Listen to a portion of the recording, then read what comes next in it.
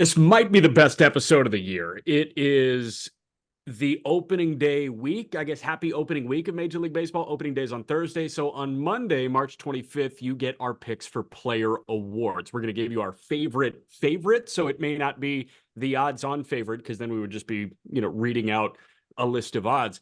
We're going to give you the guy that we like to win the award that has one of the shortest odds. We're also going to give you a relative long shot, plus 2,000 or longer for each award. We're going to do AL and NL MVP, AL and NL Cy Young, AL and NL Rookie of the Year, and then both leagues Manager of the Year. All three of us, Jack, Aram, Peter, on the Just Baseball Show. Today's episode is brought to you by my 6 o'clock caffeine influx and by BetMGM, the king of sportsbooks. When you deposit, make sure to use code JustBaseball because when you do, they'll give you a first bet offer up to $1,500 on BetMGM when you use code JustBaseball. So make sure, don't leave free money on the table. You might want to use some of that free coin in order to sprinkle just a little bit on some of the long shots, and we might be hammering some of the ones with lower odds. Mid cough, mid ad. And must be 21 or older. Terms and conditions apply. And gambling problem, call or text 1-800-GAMBLER. But thankfully, nobody's hammering this place, even though I just kind of said we're hammering the. I'm very excited. Okay, got you.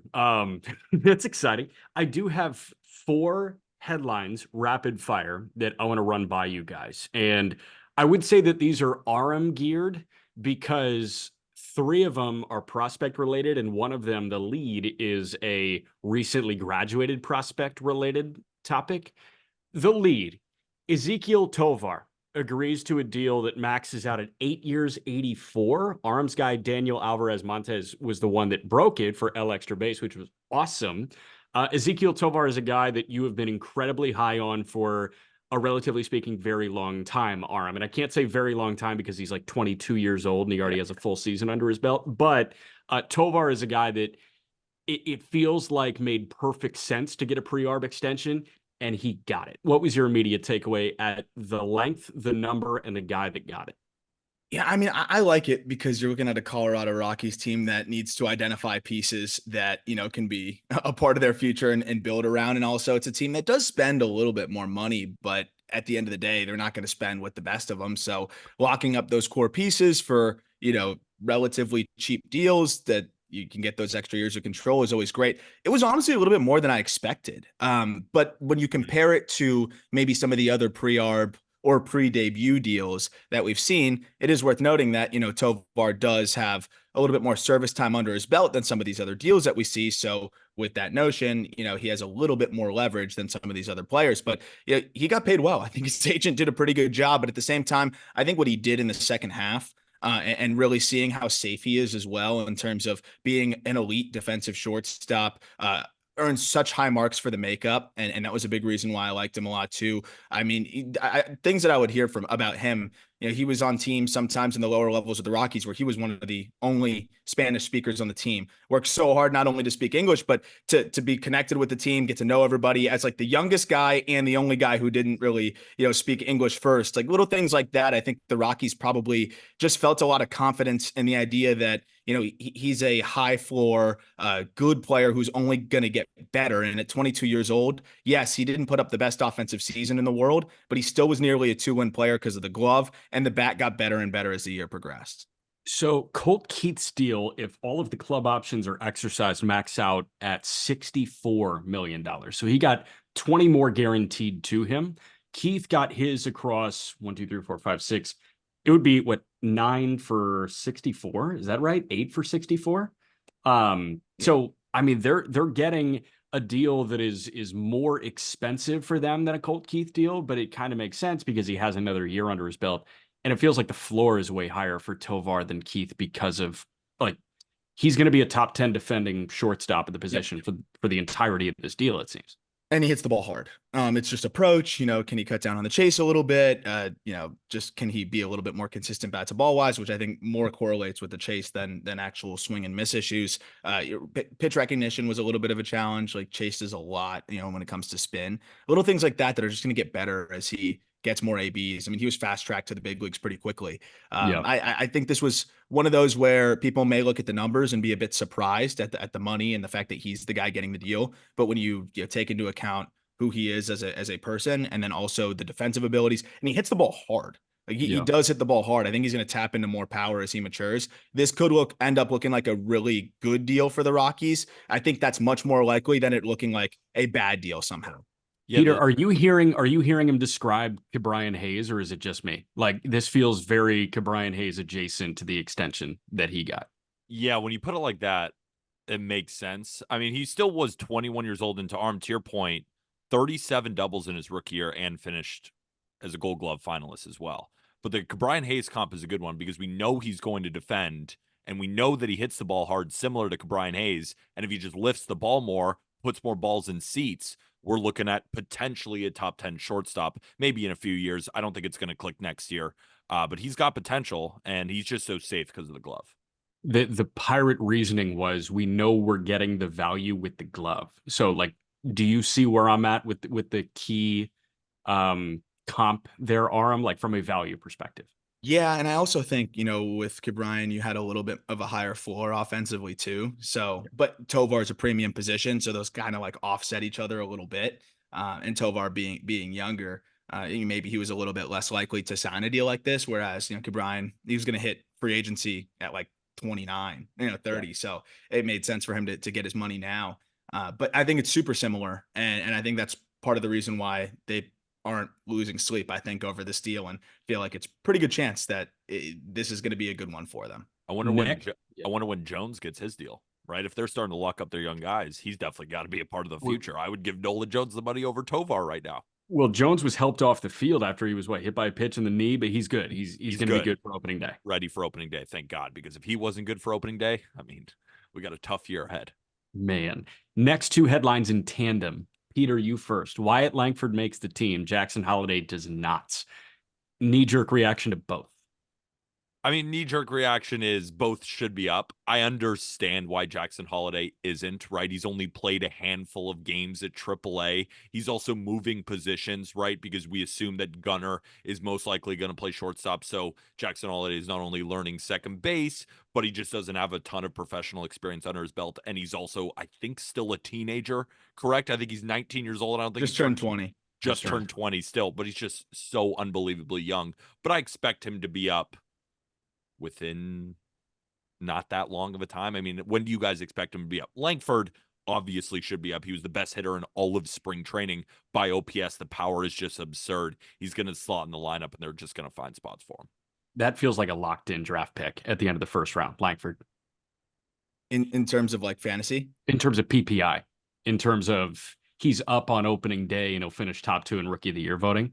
So the Rangers are gonna get a draft. Yeah, that's one where it's like you got to capitalize on that, especially with the way the Rangers have drafted over the last couple of years. Like it seems like at the very least he's going to be that runner up, and you're going to get some sort of draft pick back because of that prospect promotion incentive, which I absolutely love. Yes. And I thought may play a part in Jackson Holliday potentially getting the nod earlier. I think the one thing that you can look at too, though, with Holliday is like, yes, he put up phenomenal numbers, but there also was a decent amount of swing and miss for him, compared to what we're used to, and that could be something that culminates over the. I think over a few months, all of a sudden he's whiffing more and more and more, and now you're stunting his growth a little bit. And also, you look at the Orioles situation. I mean, you can make the case that some of the vets just can give them a little bit of a better shot out of the gate. And then, if they struggle, you have Holiday, who can continue to get a little bit more experience in AAA. I know he's put up good numbers at every stop, but again, there was some swing and miss. There was a little bit more chase. He still was good, but you could make the case that there were some things still to focus on. And the defense is still a little bit of a work in progress relative to the offensive side of things. So, look, he's going to be up early. I don't think it's as egregious of a service time thing. I don't even think it's as egregious as the Junior Caminero situation. Even though Caminero hasn't really played in AAA, they called him up at the end of last year to help them on their playoff run. But now he's not ready, especially when you have a situation. I think when you look at the lineup, Aranda goes down. I was saying, like, I wonder how many people have to get hurt for the Rays to call up Caminero. They famously, manipulate service time. I think that's more of an example of service time Yes. manipulation than this, especially with the Orioles roster situation. You could have made a case for Kobe Mayo. You could have made a case for a few other guys. So I think at the end of the day, it's not as egregious as some people want to make it out to be. But you obviously could make the case that he belonged on that opening day roster. And I think he did a really good job of making a strong case. How about Hauser getting the nod when there might not be a spot every day available for him? Like that was a unique one because Holiday needs to play every day. If he was on the roster, Yep. you're creating this sort of like, I don't know, line change of Westberg, Urias, Mateo, and Holiday. And obviously Holiday is going to get the bulk of the reps, but like he's not going to play 162. Kauser certainly isn't playing 162. I bet you Kauser isn't in the opening day lineup, but he won a fourth outfielder job. It feels like to me what he did this spring is prove, hey, regardless of situation, I'm a big leaguer. I'm going to help you. Plug me in anywhere and I'm going to thrive. I love the changes he made. The swing looks a lot easier. It seems like he's entering the zone earlier, staying through it. And that was something that all of a sudden, I mean, his bat to ball was what kind of helped him stand out. And the power was something that we thought was going to come along. Then he starts hitting for power and starts whiffing a lot more and chasing a lot more. And you can just see the confidence. I think the adjustments, he feels really good about it. And you saw him hitting the ball harder. You saw him elevating more. And you also just saw him making more consistent contact. So I think when you have a situation where you're not as worried about stunting 24-year-old Colton Cowser's development as you are, 20-year-old Jackson Holiday, who could be one of the best players in the sport, in a couple years. I think that's clearly the situation there. But also Cowser can plug in at DH. He can plug in any of the three outfield spots if you need. I'm sure they're a little bit worried about Mullins' ability to stay on the field. So just having a guy that's capable of playing up the middle, I think was probably more valuable to them than another roster spot, being used on Kobe Mayo, Hessen Kjerstad, or Jackson Holiday even, who can't really fill in at some of those spots that I think are a little bit more concerning in terms of maybe having an opening. But I also think Kauser just outright earned it with the way he played too. Yeah. One more headline that we got to get through. 4 consecutive games is the midweek in all 3 games of the weekend series that Travis Bazzana leads off the Oregon State offensive day with a homer. 4 straight games with a leadoff home run from the leadoff spot. Peter, is he going 1-1 or is Condon, who had a 3-homer day on Saturday, going 1-1? I mean, I think Condon's like at 18 home runs now too. And Bazzana's at like 14 right now. It's almost like it's these two guys. I don't know how you can go wrong with either of them because Condon, I think if he is stuck at first base, and Arm, I want to talk to you about this too. If he's stuck at first base, I think the clear 1-1 is going to be Bazzana. But if Condon proves this season that he can play corner outfield, if he could potentially play some third base, then I think it's going to be really up in the air between those two. But then you also got Chase Burns, right? And you got Hagen Smith, who has 60 strikeouts in his last 5 starts over 28 innings. College baseball right now is loaded with talent. So anybody really in the top 5, you're going to get a fantastic player. It's kind of like last draft, right? Where you had Skeens, you had Langford, and you had Cruz. There's just such talent in the game right now, and it's so much fun to watch. I think Bazzana's got to be the guy right now. Just the athleticism too, really adding in. I mean, a team could see him as a potential center fielder. They could throw him out there because of the way that he moves and the way that he works. And I think how quickly he could probably learn the position. The bat is safer in terms of just, I think it can translate pretty easily. The way he's been able to add power without it coming at a compromise of his unbelievable bat to ball skills. It's getting really hard to make any case against Bazzana. I think this is one of those drafts, though, where you almost would rather pick second because it's such a headache of who's going to go 1-2. We were talking Cruz versus Langford, right? And then all of a sudden Skeens ends up being the number 1 pick. That's also, I tweeted that a couple days ago. Like that could end up being the possibility here too. All of a sudden Burns creeps in. So there's a lot of similarities there, but also like, I just feel like Bazzana, when you're picking one and you think about the Cleveland Guardians and the way they approach the draft, he just screams Cleveland Guardians. But I do think that Condon is, for a 6'6" guy, he has shown to be able to play third base a little bit better than I thought. And I do think he has to, work on the reads in the corner outfield. I think he could end up being decent out there, but that might be the best home because 6'6", you're going to slow down a little bit. It's kind of hard to play third. But I've been really impressed with how he moves at third base. So I think that could really help his stock too. And the field to hit for a guy that big is pretty insane. Crazy. It was so funny, Arm, when you said Cleveland. I almost forgot that they had the #1 overall pick. Yeah. No way they drafted Charlie Condon. He has too much power. I mean, they traded away Nolan Jones because he was too scary. The exit velocities were too high, right? So it's definitely going to be Bazana. Actually, Bazana should probably slow down in the power department. Well, we had Stephen Kwan come on here and tell us that they're trying to lean into the power more. Good So point. I don't know how far they want to lean into it No, because I was just Bazana's still forbidding, giving yeah. you juice, and I think Bazana's like that perfect hybrid of what they want in a player. So he's got to be the favorite right now, and especially with the pitching depth that the Guardians have. I mean, Bazana's like your dream modern leadoff hitter now, who can pack a punch, 4 straight games with a leadoff homer, but also just elite approach, great bat to ball, and a gamer by all accounts. Yeah. All right. Awards time. MLB award predictions 2024. I am so excited. So again, here's how we're doing it. Our favorite. So guys that are in like the top 5, top 6 of awards voting, whoever we think, has like the best odds that we think could genuinely win the award. And then we go to our dark horse pick. So a guy at 20-1 or longer that we think has an outside shot at winning it. All odds are presented by BetMGM. We'll start with the American League MVP. Aram, you first. Who's your favorite quick pitch? Who's your dark horse quick pitch? Yeah, my favorite's Julio Rodriguez. I like there's some obvious classic answers, and I think the American League's a little bit more open. Of course Judge is the layup, but I just hate that they're running him out there in center field all the time. He already is a little banged up to start the year. The toe's still bothering him. I don't know if he's going to be able to stay on the field the entire season.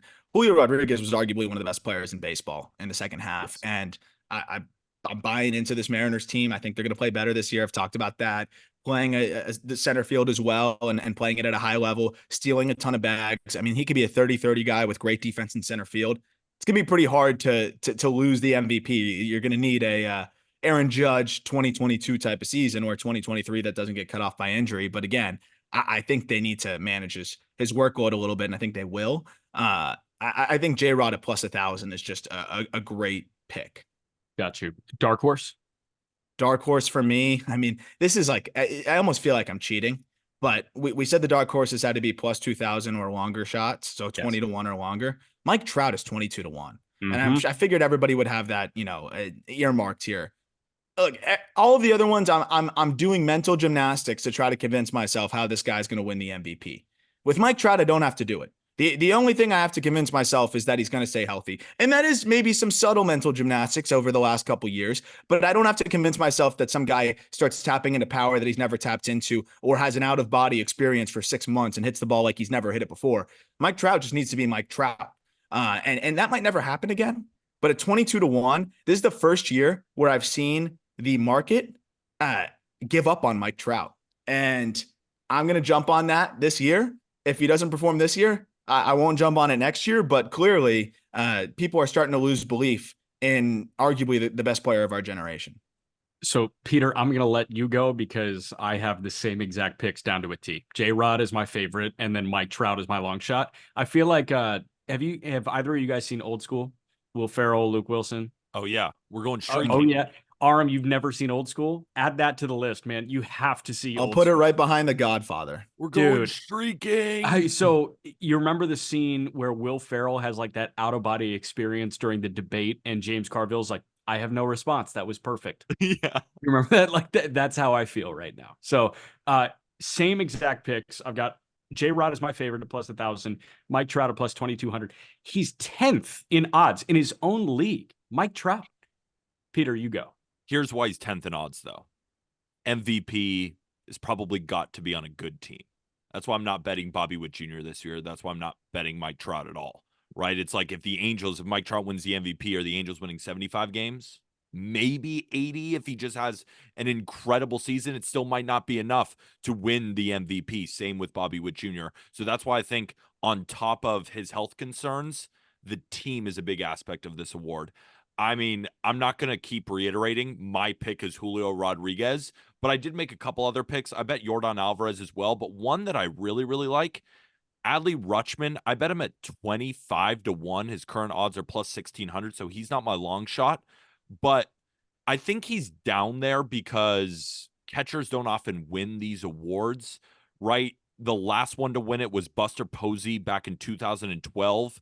And it's like there's been 18 MVP awards from catchers, and Yogi Berra, Roy Campanella, Johnny Bench, and Mickey Cochran were responsible for 10 of them. It just doesn't often happen, but Adley put up a 5.5 win season in 113 games his rookie year. Then in his sophomore slump year, he puts up a 5.1 F4. But his 373 xWOBA, as a quality of contact stat, was higher than players like Austin Riley, Pete Alonso, and Fernando Tatis Jr. I think that defensively, he's going to be one of the best defensive catchers in the league. And we just saw him go 460 in spring training. He's got plenty of juice too. It would take a lot, right? Buster Posey, when he won it, he put up a 10-win season because he slashed like 330, 400. I mean, but while being the best defensive catcher, but I'm also looking at an Orioles team who I think is going to win the American League East. So I just think he's priced wrong, and I think it's because catchers don't often win it. But if there is going to be a catcher, give me Adley Rutschman. Now, for my long shot, I went with Jose Ramirez, and it was kind of the same thing at 22-1, similar to Mike Trout. The reason being is Jose Ramirez is one of the best players in Major League Baseball, similar to Mike Trout, right? Jose Ramirez in 21 put up a 6.5 win season, then a 6 win season in 22, and he had a down year last year when he was more plus 1,400 after the 6 win season. His down year was a 5.1 F4, 28 bombs, 24 steals, or maybe the other way around, 24 runs, whatever. He's a 25 guy with ease, and he put up a really, really strong xWOBA last year too. So I think there's even more in the tank when it comes to home runs. If the Guardians are able to win the AL Central, it's probably on the backs of Jose Ramirez leading that offense. So I saw value at 22-1 with Jose Ramirez. Got you. All right. So you got Interesting. Yeah. Interesting Mike Trout note, real quick. Kind of speaking to like overcoming just a crappy team and still winning the award. 2 of his 3 MVP awards, the Angels won 74 or less games. Wow. That's just how nasty those seasons were from him. The other one they won 98, which is Were wild. they I forgot that they ever won 98. were they both 10-win seasons? I'm not on Fangraphs right now, but I'd imagine they were damn close. What years were they? It was 2016 and 2019. 2016, 2019. Mike Trout in 2016 had a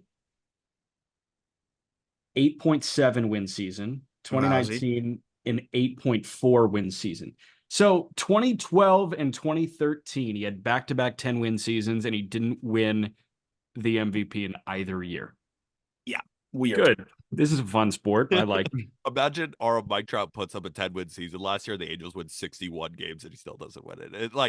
I don't think that's going to happen. I still think 22-1 is a great number. I was just looking at Jose Ramirez, also kind of putting him in a similar type level. And I just think the Guardians are going to be better, but I can't hate the Trout pick. I also wrote that down in case nobody mentioned it, but I assume somebody would. National League MVP. Peter, you first. Favorite and dark horse. So my favorite for the National League MVP is completely chalk. I think Ronald Acuna goes back-to-back. And I know he's plus 525. I didn't bet it. The odds aren't good enough for me to do that because it's not often that a guy goes back-to-back MVPs, right? We saw Aaron Judge go for 62 home runs, win the MVP, and then the next year, right, he gets banged up. Now, I'm not projecting that for Acuna, but at the same time, if Aaron Judge is the best power hitter in baseball, what is Acuna? 3, 4? He had the hardest hit ball of 2023 at 121.2 miles an hour. He's a threat to steal 70 bags, especially with the new rules. And he got caught a ton last year. I assume he's going to be a little bit more efficient, or maybe he's not, and he just steals 70 anyway, and nobody cares.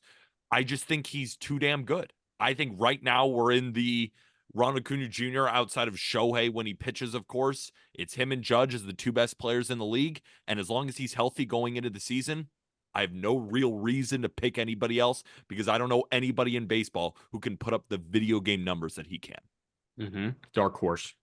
Dark horse, I went with Corbin Carroll at exactly plus 2,000. I bet it at 22-1. So from opening day until June 29th, Corbin Carroll was the third most valuable player in Major League Baseball at a 3.5 FWAR. He put up a 147 WRC plus, 17 bombs, 24 steals. I mean, this is before July. Screw the All-Star break. This is before July.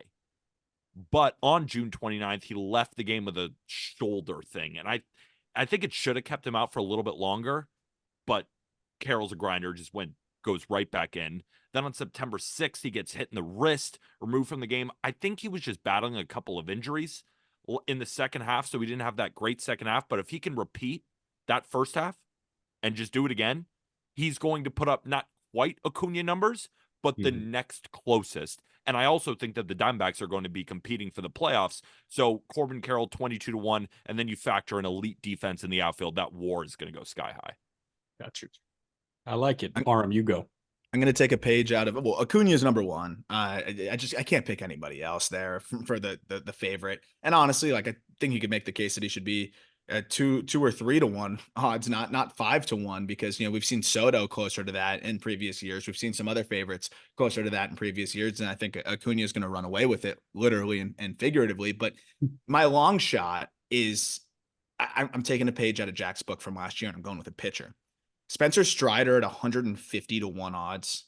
Look, we'll see how the ERA settles in this year. If he can limit the long ball more, which I think he will. This curveball gives him another layer, both for platoon splits. I know that the splits weren't very dramatic last year. It was kind of weird. He almost had reverse splits. I don't think that's going to happen this year. Historically, he's always had, extreme splits, or at least close to it, because most fastball, slider guys do. I think the curveball really helps him get lefties out, and I think is going to be a big difference maker, and also just gives him a third look to righties. If this guy is flirting with the major league record for strikeouts, I legitimately think he could get close to at least a modern, the highest modern figure we've seen in a little bit. And he's pacing, the league by so much and doing it for the best team in baseball, or at least the second best to the Dodgers, and just doing Spencer Strider things and accumulating innings. I think we're going to have a serious conversation as to whether he's the MVP. And at 150-1 odds, that's absolutely crazy to me, because we've seen a precedent, relatively recently and a couple times. And I think that it could easily happen again. I love that pick. You knew I would love that pick. That's why you did it. You did it for me. I think that's perfect. Not to mention, he won 20 games last year. He can win 20 games again this year. And the old heads that vote on this shit, that matters. That totally matters. The Braves are a little bit better. I mean, he could win 25 games, right? He had a 3.86 while winning 20 games, right? If those peripherals kick in on him and he's at a 2.7 ERA with 300 strikeouts, he might win 30. He might pull a Tim O'Keefe back in the 1880s. My favorite pitcher. Yeah, I don't remember him. What are you talking about? Tim O'Keefe?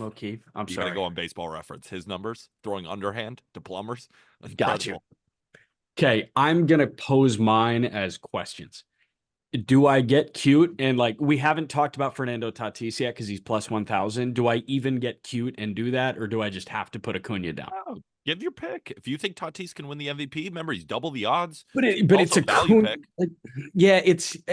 And I clarified at the beginning, it's our favorite. Yeah. And I just think winning back-to-back MVPs is really hard. We don't see it often at 100%. All. And Tatis had almost an acclimation year last year where he missed the entirety of 2022.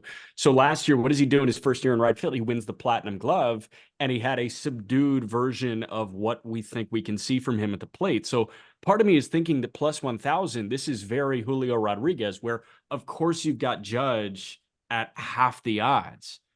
But look at J-Rod. And my thing is, Acuna is just a better version offensively of what Tatis is. And Tatis is playing the best defensive right field that we've got in the game right now. If Tatis can flirt with 40-40, and I think that he's one of the few guys that can, and he plays Platinum Glove level defense, I think he can do it. So I am going to get cute and do Tatis at plus 1,000. That's not even getting cute. I think it's a great pick. I mean, it's double the odds. It's a team that is probably going to be competing, at least maybe if they don't make the playoffs. I think better than branded. The Padres are underrated at this point. Yes. Yeah. Yes, I think they are. Now, my dark horse. I'm going to throw this at you, and I'm going to let you guys actually pick for me. I wrote down to Austin Riley at plus 2,500 and O'Neal Cruz at plus 3,000. O'Neal Cruz is only plus 3,000. Those odds are terrible. What, you think he should be longer? Yeah, he should be like 50 to 1 or 55 to 1. I mean, he hasn't proved anything, right? He's crazy talented, but it's like, I mean, a 6'7" shortstop, does he stay healthy all year? Does he play great defense all No. year? The in order defense is rack going up to the WAR? suck. And plus 3,000, I mean, those odds are terrible. It's just, that's all hype. I appreciate it. I'm drunk on the Kool-Aid. I appreciate you reeling me back in. So Austin Riley plus 2,500 is my long shot pick. Yeah. And it's a great I one. like it. I mean, he could hit 45 jacks. I mean, he could do exactly what Madelson did last year. He has that in the bank. And if Acuna doesn't go 40-70, chances are, Olsen is an MVP, contender like that. So yeah, we shall see. I think we really like the Braves. You're on Riley. We're all on Acuna. Aram went Strider. Who else could win MVP? Orlando Arcia? I mean, Arcia could. Kelnick could. If could. Duvall gets hurt again and takes away that platoon. Iglesias saves leader. 70 saves, maybe. Iglesias, Maybe get some K-Rod in him. Problem is, are the games going to be close enough for him to get 70 saves? Those 3-run saves are going to be huge. Yeah. 5-2 wins. Those are going to be great. Yeah. American League Cy Young. I'm going to go first because Arm went first for AL MVP. Peter went first for NL MVP. AL Cy Young is, Arm and I were just texting about it earlier today, as wide open as you've got. Like, there is nobody, especially with Gausman starting the year, dealing with, what is it, shoulder fatigue? Is that what's going on right now? Yeah. So I think he's going to be okay. I don't think he's going to miss much time, but it's still not good to start with shoulder fatigue. He's not the opening day starter. Barrios is the opening day starter. He threw some lives. He threw some lives on the backfield. Apparently, looked good. So you think quick rehab assignment? It would make sense. Like start in Buffalo. He might not even rehab. He might just might jump right back into it. Cool. Gausman is the odds-on favorite. I don't go Kevin Gausman's way. I go Luis Castillo's way at plus 900. That guy eats innings. And is there a rhyme or reason to it? Not necessarily. But we look at that 3-headed monster in Seattle. We think that's a top 3 rotation in all of baseball. Castillo, Kirby, Gilbert. I know who I'm running out there in a must-win game, and it's that guy. Kirby is exciting. Kirby's my favorite of those 3 to watch. But if I need my team to win, I'm running Luis Castillo out because he has more years of learning MLB hitters than either of those other 2. And frankly, I think he's just as skilled as those other 2. So plus 900 Luis Castillo is my favorite pick. My dark horse pick, very, very dark horse. Frankie Montas is 150 to 1, and he's the opening day starter for the Reds. And Peter, you looked at it. I know. That's why I asked before. I was like, do you guys want to do a mega long shot? Because I was going to pitch Frankie Montas. Be like, I mean, it's not impossible. Those odds, they're out of whack.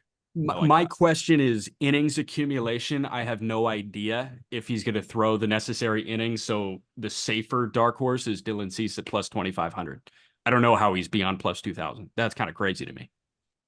Or wait, sorry, he's NL. I've got AL here. BetMGM still has him priced in the American League. That's a tough beat. Yeah, Joey Ortiz is also in the National and the American League. Yeah. And my dark horse pick, Grayson Rodriguez is right at plus 2,000, which is an interesting one.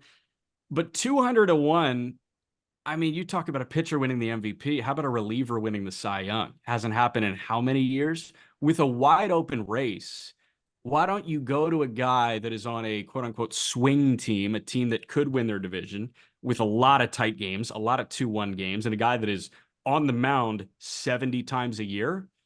Why can't Emmanuel Clase backdoor his way into a Cy Young on a bounce back year? Can you believe that? Could he actually win the Cy Young? I mean, I don't hate it.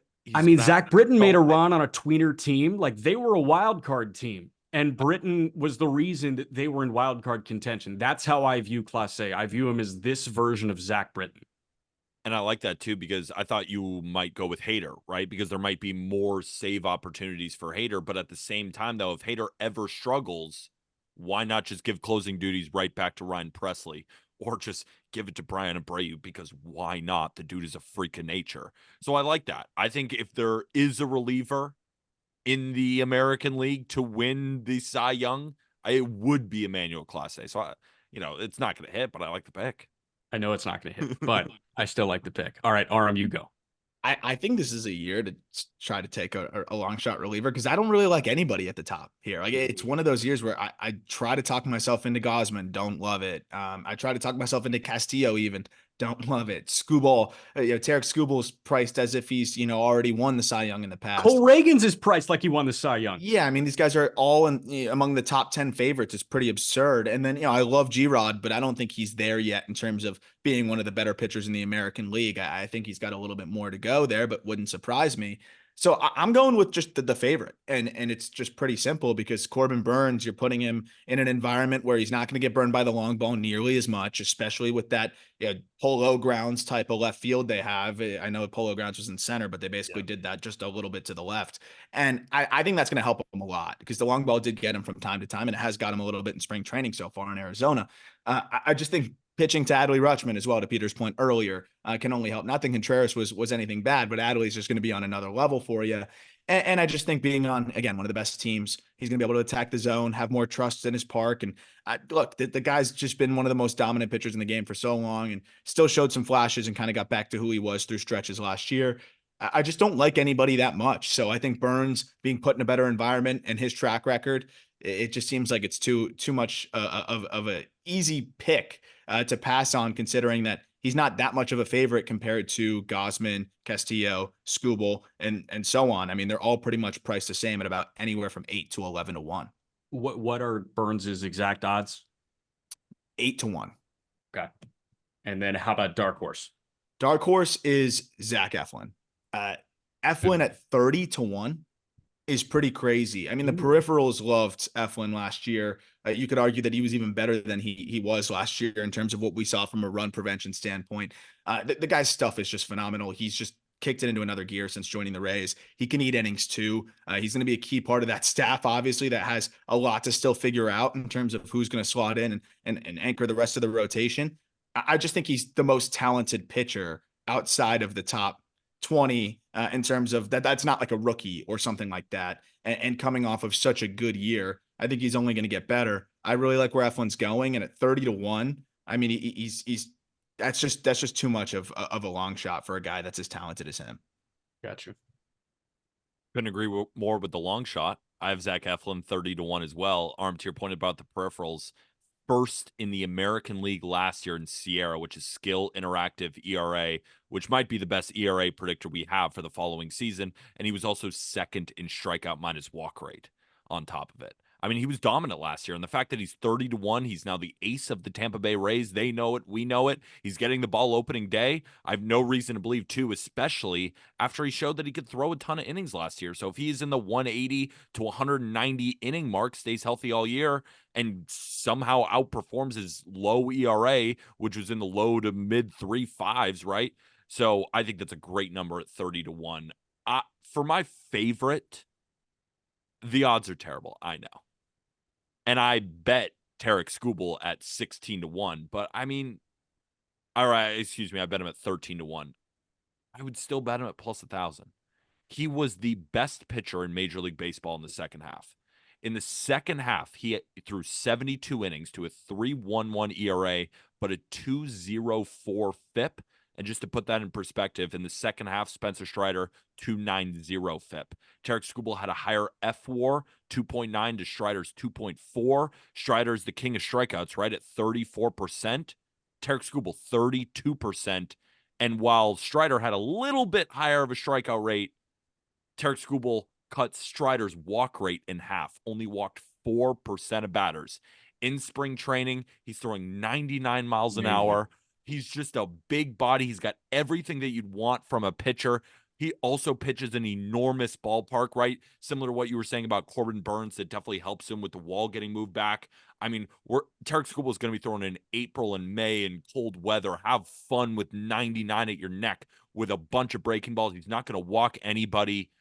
The odds suck. I agree. I was hoping he was going to be a long shot.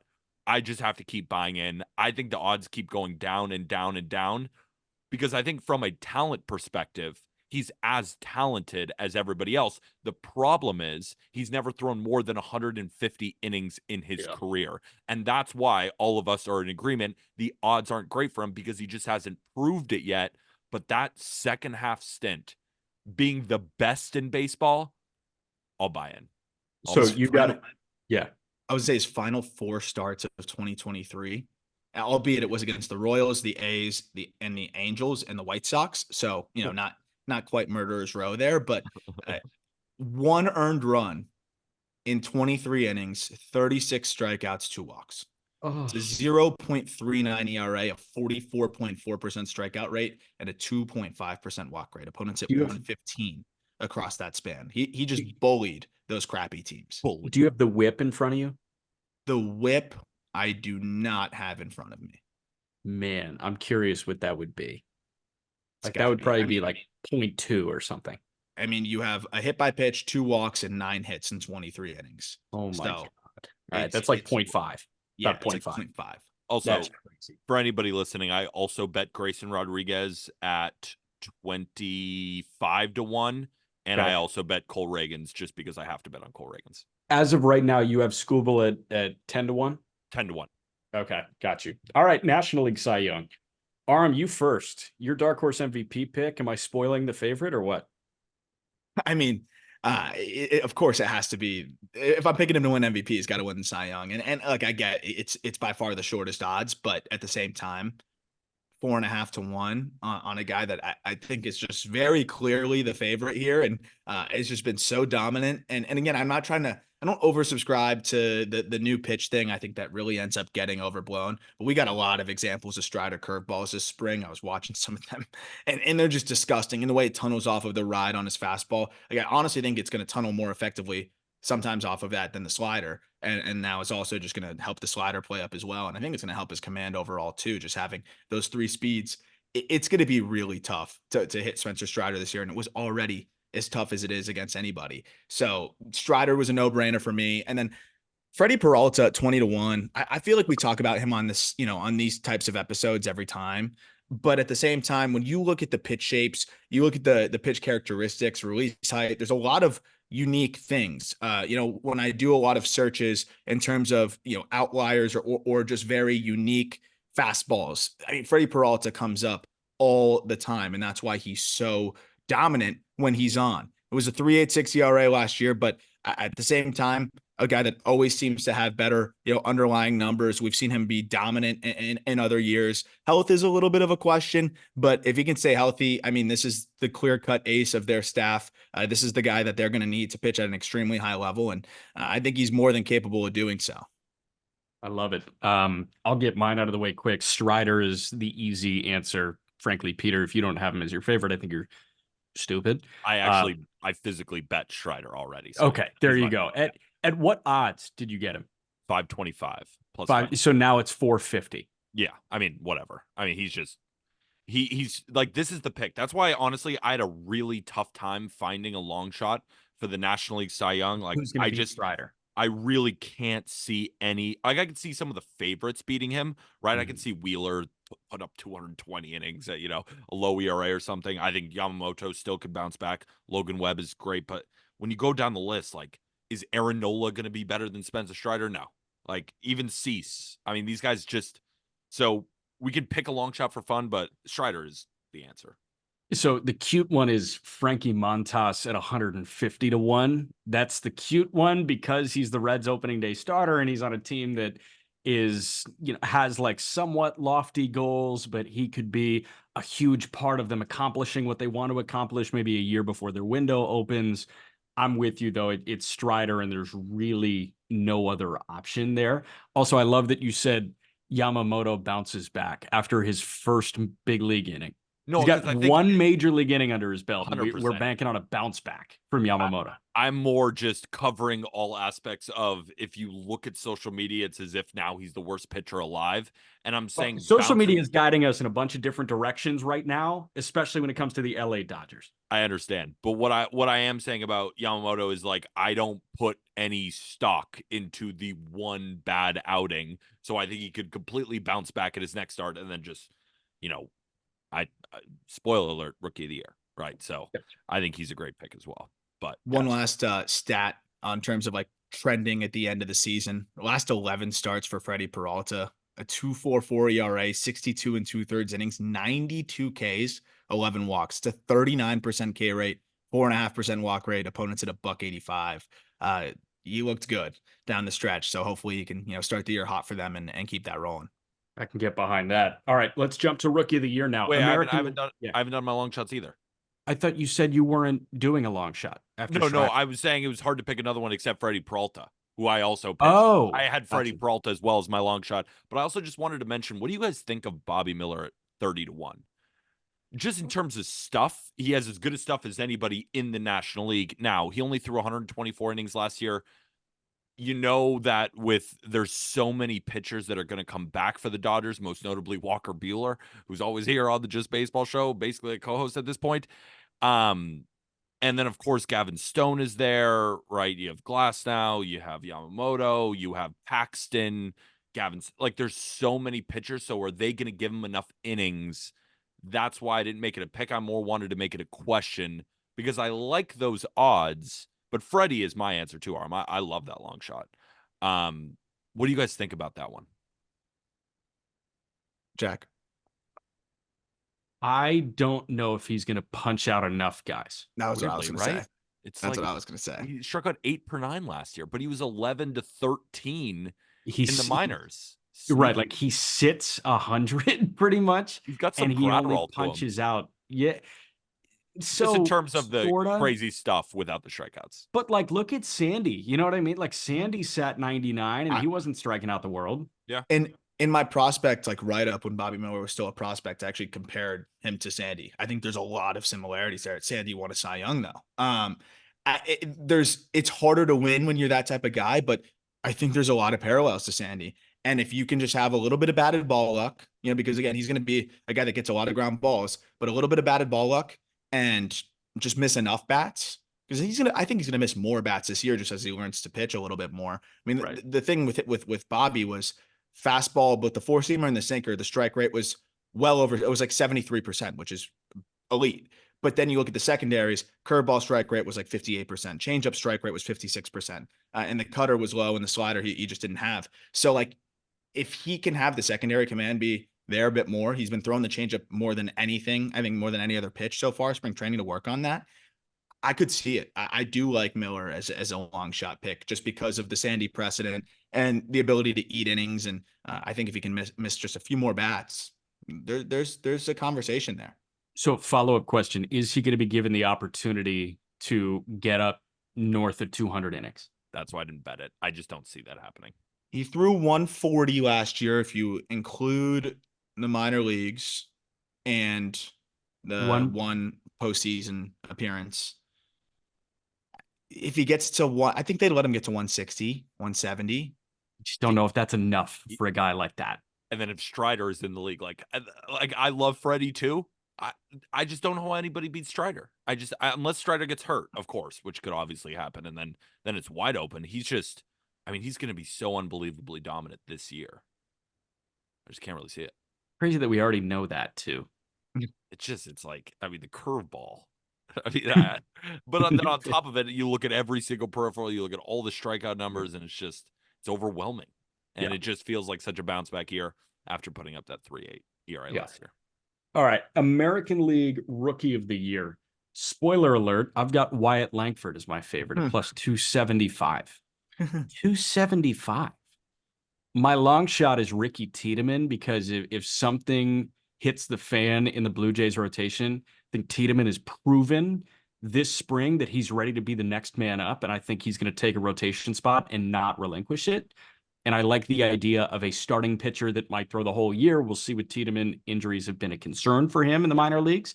But 3,500 plus 3,500 for Ricky Tiedemann felt like a steep price. But it's Wyatt Langford. I don't need reasoning. Plus 275. Army, you want to go ahead or you want Mike too? You go ahead. So yeah, I mean, for one of my favorites, you can make the argument for all of them, and that's why this is such an exciting race, right? You talk about Wyatt Langford at plus 275. How about Evan Carter at plus 300? Do put up a 180 WRC plus in his brief cameo in Major League Baseball, and it's like, oh, well, he's a little bit young. How's he going to do in the playoffs? Oh, I don't know, 155 WRC plus, hitting third for the World Series champion Rangers. The bat to ball is so sound, and if he plays good defense, he's going to put up a high F WAR. But again, Wyatt Langford might just out hit him. So I couldn't really pick. I went with Junior Caminero. The reason why I think his odds are a little bit higher is he's not going to start in the opening day roster. But to Arm's point, and maybe the Rays just say, screw it, we are going to manipulate your service time and you are not going to come up for a few months or whenever it officially clocks in and they get an extra year of him. I'm going to choose not to believe it. Because when we're talking from an impact standpoint, the top 100 prospects episode is coming. Well, the top 100 prospects is coming out Monday, and Junior Caminero is going to be very, very high in the same breath as a Wyatt Langford. So if he's double or quadruple the price now, because Langford's down to plus 275, right? I bet him at plus 1600. And I made a joke in my article when I wrote up the awards that he's built like the truck that they give away to the All-Star Game MVP that Trout seems to win every year. He's going to, as soon as he gets up, I think he's going to light up scoreboards with exit velos, doubles, homers, all of that. And I think he'll play fine enough defense to rack up the F-WAR. With him starting in the minor leagues, I don't love it as well. But then again, it's factored in the odds. So I think it's worth the price. And I bet him, and that's my pick, Junior Caminero. What is that price? Plus 1,000. Plus 1,000. And then how about a long shot? So my long shot in the American League, it is funny. I told you guys that I bet Parker Meadows plus 2,300 for the Tigers. I bet Nolan Shanwell plus 3,500. Those odds are not there anymore. Right? I think Nolan Shanwell, what is he? If you see the odds window, I think he's plus 1,100 now. Parker Meadows plus 1,200. Ooh. Yeah, those odds went way down. I thought they were completely mispriced because both of those two guys, say what you want about them, they're going to play every day. Yeah. Right? So, and Parker Meadows, he put up a 1 F-WAR in 37 games. If you parcel that out, he was on pace for a 4.4 F-WAR because he was a fantastic defender in center field. And then when you factor in the offense where he put up a 325 XWOBA, that's more in the middle of the pack, I think he can unlock some power. And Shanwell, he also had some great quality of contact. The problem is he just never puts the ball in the air. Like, do I think they're going to win? Probably not. I thought the odds were just completely out of whack. So that's why I bet him. But for my long shot, Austin Wells at 50-1. Another guy who's going to get a ton of run this year. He's already killing the ball in spring training, put up a 939 OPS. And Jose Trevino, the other catcher for the Yankees, has not been good in spring training, a 638 OPS. And the problem with Trevino is he cannot hit right-handed pitching. He put up a 37 WRC plus against right-handed pitching last year. Now, you're going to say, well, Peter, he was dealing with a wrist thing. I know. But in 22, when he was an all-star, still a 75 WRC plus against right-handed pitching. So I think Austin Wells is going to be the Yankees catcher for most of those games against righties, unless he's catching Garrett Cole, of course. And then I think it's a matter of when, not if, Giancarlo Stanton gets injured. Then you probably put Austin Wells in that DH spot. So I think that Austin Wells is going to stick in the Yankees lineup all year. And at 50-1, I love that price for Austin Wells of the Yankees. So you're on the Wells train now? At the price, like it's all about expectations, right? And admittedly, I was not an Austin Wells fan when he came up. I didn't think he had great at bats, but it's funny. It's like the numbers looked better than what I was watching on TV now. And he's looked good in spring training, so I will give him that credit. He's going to get a ton of run, and I'm trusting you, right? Like you're high on Austin Wells. You know, a lot of Jack, I know you like Austin Wells as well. So it's like, and I felt the same way about Everson Pereira. And I also have my Yankee goggles on. It's like the one team that I can't really look at objectively like I can the other 29. So like I have more emotional reactions to these guys. But when I know a guy's going to have a ton of run, he's still, I think, going to be a good hitter. 50-1, especially on the Yankees, like it'd be a good story. He's probably going to get more fanfare from the voters. 50-1 is a crazy number. I love that one. And the catching has gotten better. So he's not going to like have a gaping hole of like WAR just like leaking out the bottom. I honestly didn't see Wells on here or else I probably would have picked him. So I'm glad you picked him. I love it. Again, especially because the pull side power, it's going to play well in Yankee Stadium. I think everything you said about the playing time is spot on. I think they'd rather give a lot of those ABs to him as well. And yeah, I mean, not only just Stanton potentially getting hurt, who know? I mean, I hope Rizzo can stay healthy, but it's not like he's a spring chicken. There's going to be a lot of situations, I think, where Wells is going to be the first man up to plug in and be that DH. I mean, who were they running out there last year? Like was it Jake Bowers at points, or who was it? Like, Can we I just mean, not talk about it? Can we just yeah, Didn't not Billy no, talk we don't about it? have McKinney to. get But I done? just don't really I'm want trying to say I like the it. pick. I really like the pick, and I'm glad you're on the train, even if it's just because of the value. Welcome aboard. Welcome aboard the Yeah. Wells train. Thank you. Aram, before you go, Peter, let me ask you a question real quick as it pertains to Caminero, because you mentioned something and I was like, yeah, I agree, but then I thought about like the Rays situation. I don't know where he fits. You said I think he's going to be solid defensively. Where's he playing defense? I know. I mean, solid defensively. Like, I mean, do they play him at short? I mean, we've heard those rumblings that that's possible. It could And I be mean, that down bad. They could their easily do it. shortstop And even position. if you're slightly below average or even like below average shortstop, you're still going to accumulate WAR if you're raking. And also, Yandy Diaz is a horrible first baseman defensively, right? So if they move off him and they just say, you know what, maybe we'll move Isak Paredes to first and we'll move And then you to Caminero third. I just think there's a couple of lanes there, especially with Aranda going down with that injury. It's blatant service manipulation. Like, Arm, to your point where you're talking about the Holiday, I thought that was the perfect comparison because, like, Holiday was drafted not so long ago and he's still so young and he's learning a new position. Junior Caminero is here. I mean, Yeah. you used him last They year. used him to try to make a run. There's no reason he shouldn't be in the bigs. And I think the Rays are going to come to their senses, especially if they struggle a little bit offensively early, because they're in the hunt. Of course they are. They're the Tampa Bay Rays. So I think it could be a Paul Skeens situation where Skeens makes 4 starts in Indy and Junior Caminero plays 3 weeks in Durham. And then they both come up and then I think Caminero has that thump in order to catch up. But the thing is, now that Langford is like going to play all year, it's tough. It's tough. I'm not going to lie to you, but Caminero is plus 1,000 compared to Langford at plus 275. So that's what makes it still a good bet for me. And to your point, like Caminero could get hot and just legitimately not only pace rookies, like he could be up there with anybody if he gets hot when it comes to the power. The exit velocities are up there with anybody. He hits the living crap out of the ball. Contact rates are pretty good. If they throw him at a shortstop, it might not be that pretty, but he'll be playing shortstop, and that only helps his case. So I think that is another interesting wrinkle in it. And I liked him a lot better at 16-1 when I bet him. Now that he's at 10-1, it's like, yeah, he's still my pick. I would still bet it, just not as heavy, right? We're going for value here. Like at 10-1, that's probably just the fair price. Shop around, obviously. Yeah. But shout out BetMGM. All right, Aram, you go. I got to go Langford with the it's just the low hanging fruit, but he's just so much better than everybody else. I think right now, when you look at the rookie race, there's everything he can do between the power, the speed, the approach.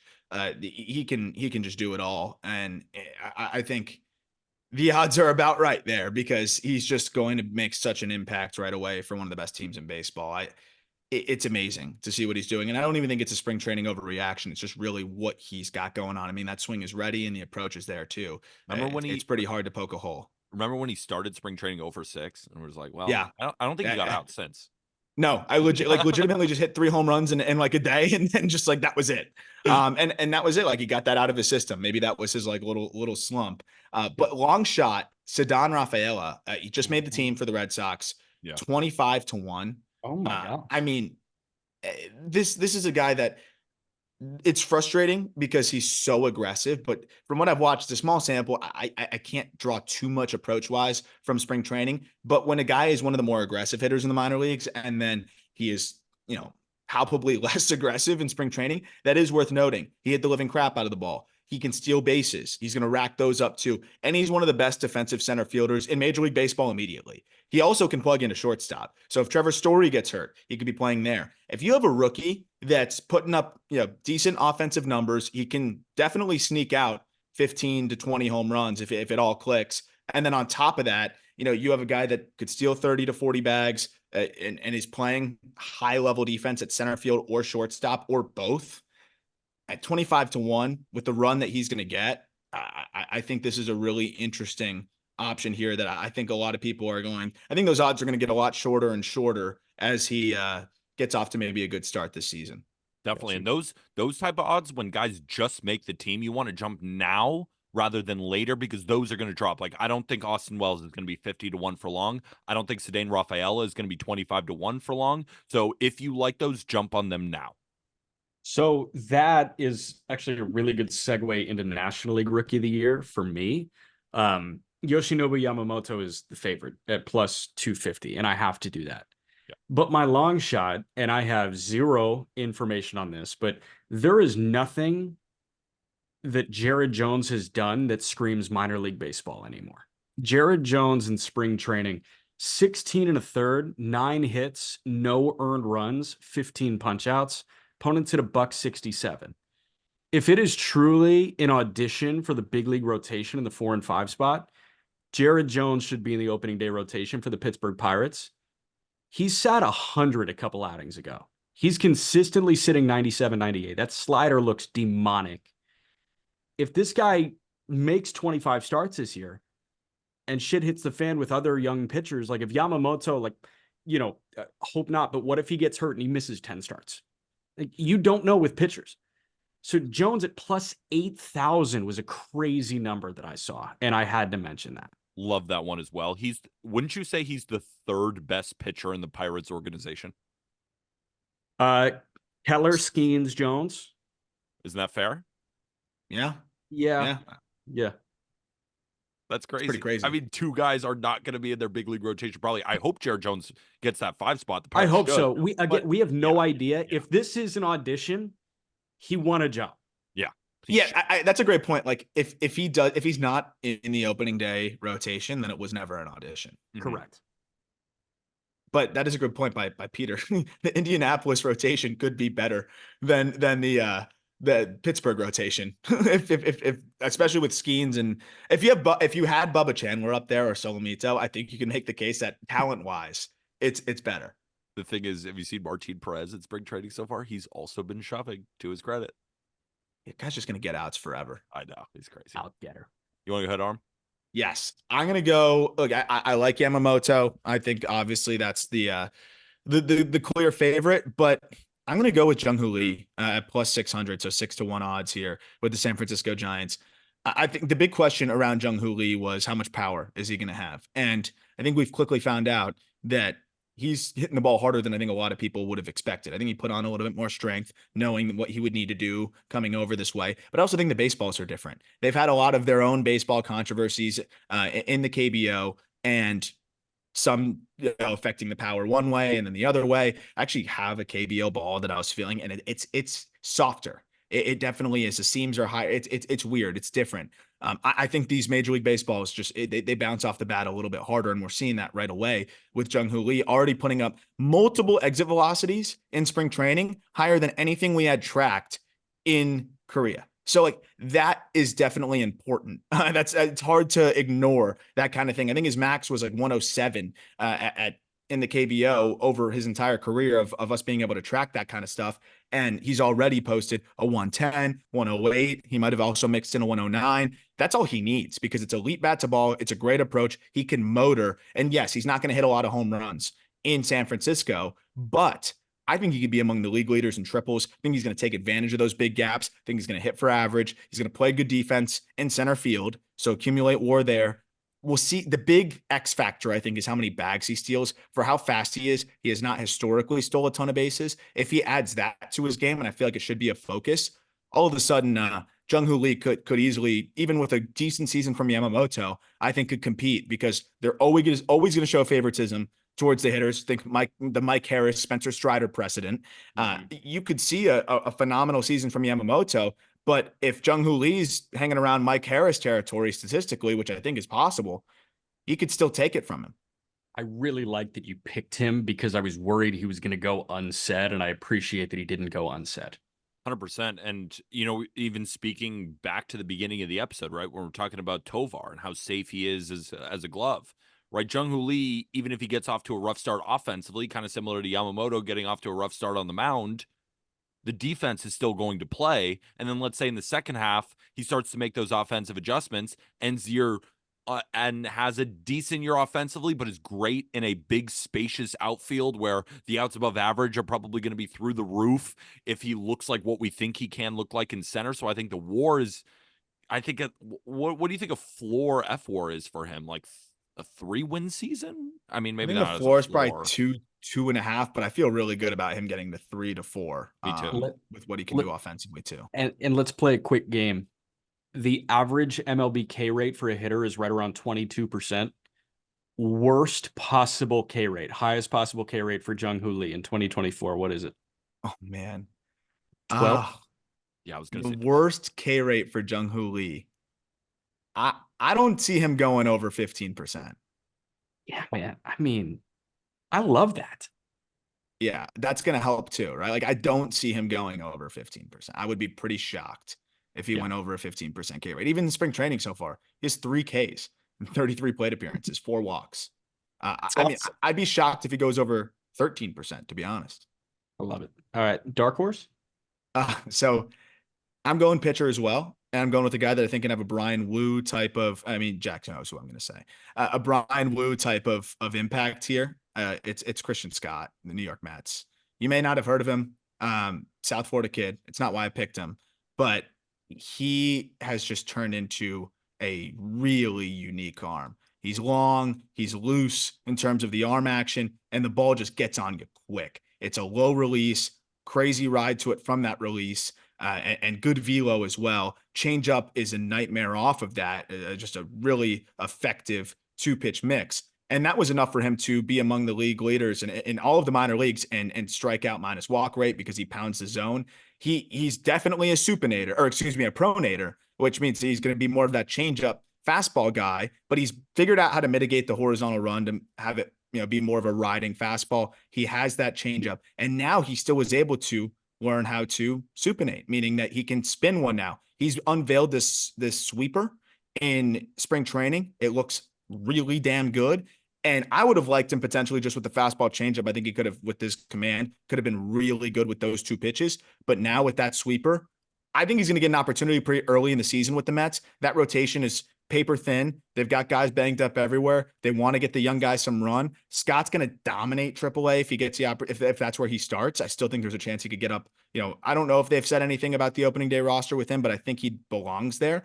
If not, he'll get up there quick. And I think he's going to strike out a lot of guys, not walk a lot of guys. And that sweeper's a big X factor. I like that you mentioned that he was a pronator because the first time that like pitching dorks have probably heard of Christian Scott was on Pitching Ninja when it was the sweeper that got him on Pitching Ninja. So the one thing that he's quote unquote not good at is the one that got him on Pitching Ninja. Yes, which is scary. So he might just be both. What's the And then number that for him? fastball. What's the number? Plus It is 50-1. Yeah, we'll take that. Yeah. Sure. Yeah, we'll take that. All right, Peter. I bet Yoshinobu Yamamoto at plus 175, and now it's plus 250. Right, it's the one I didn't get closing line value on, and I'm okay with it. I'm sticking with my guns. I think he could win the Cy Young. I also bet him to win the Cy Young as well. I wrote in my article, I was like, there's a chance he's the best pitcher on earth. I mean, 3 MVPs tying Ichiro, and he's 25. I know he got off to a rough start, but do not sell stock now. I think now is the time to buy when social media is apparently done with him. Don't fall into that trap. He's elite. I think he's going to shove for the rest of the season, and I think he runs away with the Rookie of the Year. I think if he was a position player, like I think he's priced in the plus category because he's a position player, but from a talent perspective, if he was a position player, I think he'd be in the minus range. Like I think he's just that far above from a talent level and from just an opportunity standpoint. Also on the Dodgers, it's a good story. They just spent $325 million on him. And we also have Kodai Senga coming over last year, who almost won the Cy Young, finished second in the Rookie of the Year. And I still think Yamamoto is a better pitcher. So he is my favorite. Long shot, I can't believe you guys didn't mention this guy. I mean, I'll take Paul Skeens at 30-1. Right? I mean, if he's making 4 starts down there in the minor leagues, then he comes up, right? The only, of course, concern is number 1, he's a pitcher, and betting on pitchers is tough because you never know what's going to happen. And number 2, do the Pirates actually pull him up after 4 starts? Right? I hope they do. It would make the most sense in the world, but we don't know what's going to happen, right? He might not come up until June or something like that. I hope he comes up soon. That's why I didn't actually bet this, but for the value, I think it's a pretty fair number considering he's, behind guys that I just think are way less talented. And he was the number 1 overall pick for a reason. But the reason I wanted to go with him, Arm, is you inspired me when we were sitting in your living room and you were talking about the new pitch mix. So instead of stealing your analysis, I'll just throw it over to you. No, I was hoping, I figured just one of you guys would say Skeens. So I went with Christian Scott because I just wanted to like grab somebody even further off. I'm glad you mentioned Skeens because I literally think the only reason he's going to AAA is to just kind of work on some things in terms of the way the arsenal can translate to, big league success and consistent big league success. The sweeper that he was throwing in college is a great pitch, but it's a little bit easier for big league hitters to distinguish from the fastball because there's such a big gap in velocity and such a big gap in shape. So they wanted him to throw, and this is my guess because these two sliders are totally different. I think they wanted him to throw a harder slider. So he has a shorter, harder slider that is short horizontal. And now he has a hard slider that's two plane, meaning it's vertical and horizontal break, so a little bit slurvy. And then he still has that sweeper in his bag if he wants it. He also is throwing this pitch that he called like basically his splinker, which is a sinker that, it's kind of like Duran, but not obviously not that good. But he kills spin with it, crazy horizontal run, and that gives him another pitch to be able to get early contact. So you have his fastball, the four seamer that clearly the shape things are starting to be put to bed there. You've got the splinker. You've got three variations now of this slider.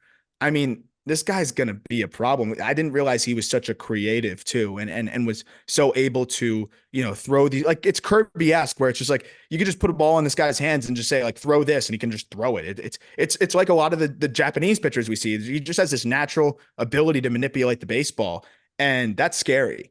So people that are worried about shape and stuff, like I think that's even more of a reason not to be. I love the Skeens pick at 30-1.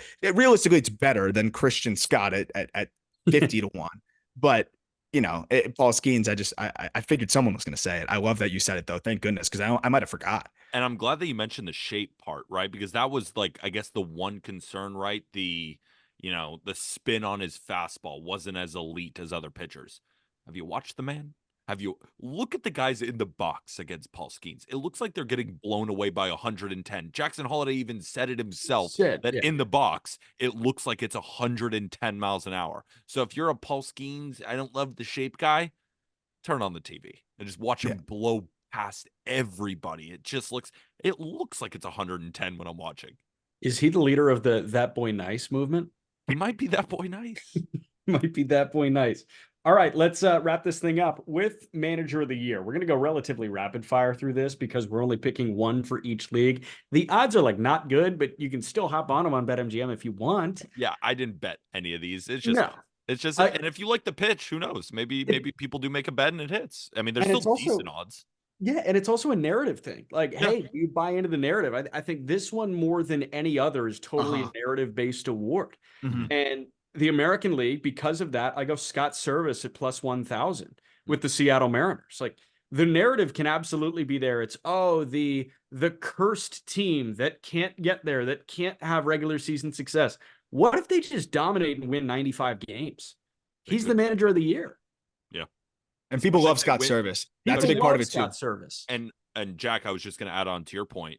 He would even get extra brownie points if they overtake the Astros, who have been the dynasty of the last half decade, and then the defending World Series champs. So if they're able to then win the division, he's going to run away with the award. I like that pick. Yeah. I'll go next, I guess. I'm picking the same division. I'm just going easier. I'm not putting myself out there as much although I do really love that pick. I'm going Joe Espada. I've also noticed a bias to some of the newer managers. Like if they do well, because even when it's a really good team, I think the expectations are a little bit lesser and it works in their favor. And I don't think Espada has to do too much. I think Espada has a pretty easy job. 7th, 8th, and 9th is pretty much taken care of for him. The lineup is already great. There's not really much he needs to worry about from the game-to-game perspective. Josh Hader already tells you when he can throw. Abreu, you can throw whenever the hell you want. Presley is a Swiss Army knife. He's going to have a really easy time, I think, managing that bullpen overall. And then beyond that, I know he's a player's coach.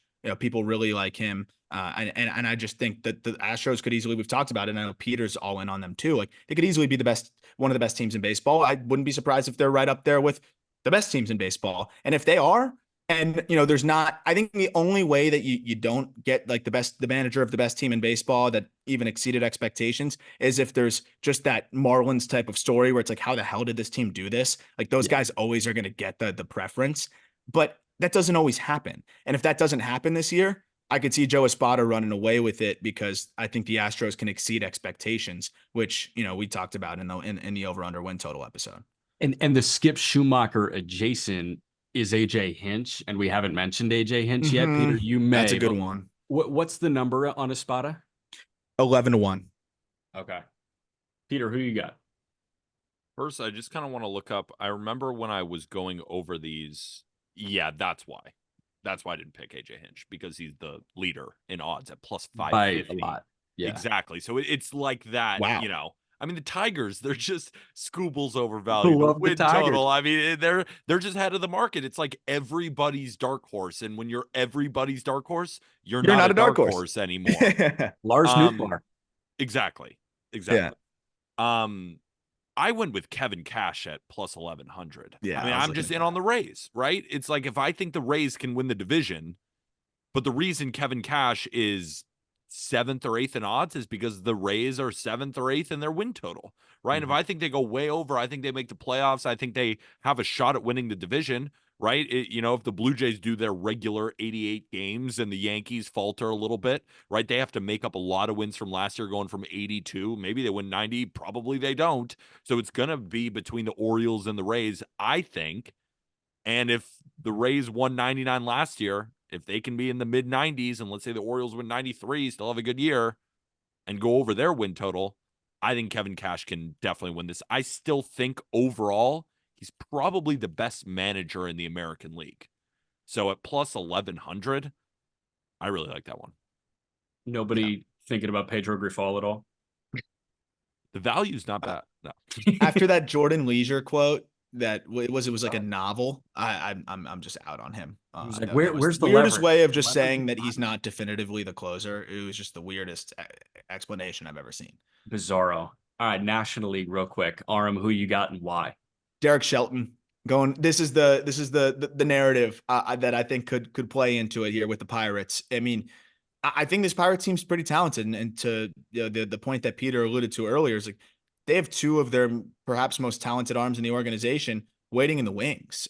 If especially if Jones doesn't make it, and they're going to get up sometime. Whether it's in enough time to be a Rookie of the Year contender or not, it's going to be in enough time to help this team compete. And if they're a good second half team and they play well and they hover around 80 wins, and again nobody really stands out narrative wise with the manager situation. I think a Pirates team that overachieves a little bit, that's young and fun, and I think they can easily do that. Led by Derek Shelton, I think easily could win the Manager of the Year award there, and he's 12-1. But yeah, I'm just kind of buying the overachievement narrative there with the Pirates, and I think that they could easily do it. So I am staying in the same division. I'm buying the injury narrative. Oh, TJ Friedel already got hurt. Noelvi Marte got suspended. Jake Fraley got hurt.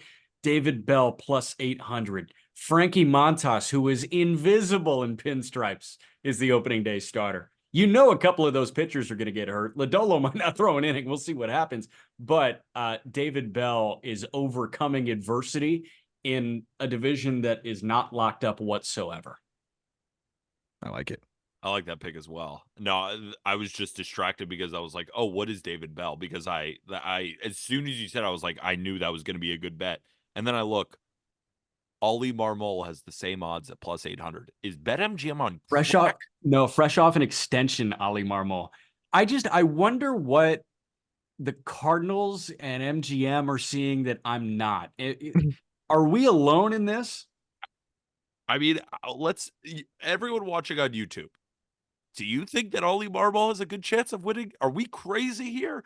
I don't know how I see that. It doesn't make any sense to me because they're expected to be good, and it's very likely that they disappoint again. So Yeah. I like, even if they play well, it's like that's kind of the expectation. So it just feels like he's already at a disadvantage. I think the best advantage as a manager to potentially win this award is for people to think you're going to suck.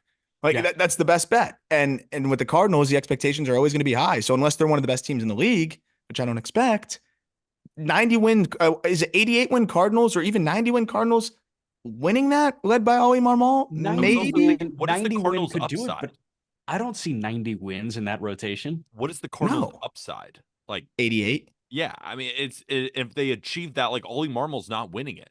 No. right? Like if the Dodgers win 110 games, like Dave Roberts is going to win it, right? Yeah. But so I went in a different direction than Dave Roberts, even though I think that's a pretty good bet. Bob Melvin at plus 1,200 with the Giants. I love the narrative. Former Oakland A's. He also with the Padres, so going from, rival to another team. I think I'm the only high guy here on the Giants. I think you guys are more pro Yes. Padres. I'm more pro Giants. So I think if the Giants can sneak into the playoffs, Bob Melvin is going to be on a short list of manager of the year. And on top of it, Bob Melvin has proven that he has been one of the best managers in baseball for a while now. That's why he keeps getting new jobs, and deservedly so. So if the Giants can make the playoffs with this new roster, I think the narrative is there. The Bay Area guy, I like it at 12-1. I don't love a lot of the NL. I think you can make an argument for a lot of them. So I went with my favorite at longer odds, and I think Melvin at 12-1 would be my favorite bet for National League Manager of the Year. Another beloved guy. Always going to get a Yeah. nice little couple vote bump there, just by just writers liking him. I will say the other side is they're the perfect balance of like expectations are kind of like but could easily have enough talent to be a team that hangs around the playoff race, and that might be all they need for Melvin to get it. All right, merch time. Those are the awards. Merch time. Go get your Just Baseball hats. Arm and I are wearing them. Guess who's not? Jack McMullen. Don't be a Jack McMullen. Be a Peter Apple or an Arm Layton and get yours in the episode description. Merch is down there. And if you enjoyed this episode, please hit that big red subscribe button on YouTube. And guess what, ladies and gentlemen? Back to 5 days a week. You got a Monday episode. You got a Tuesday episode. You got a Wednesday, Thursday, Friday for the rest of the 2024 MLB season. Opening day is on Thursday. We cannot wait.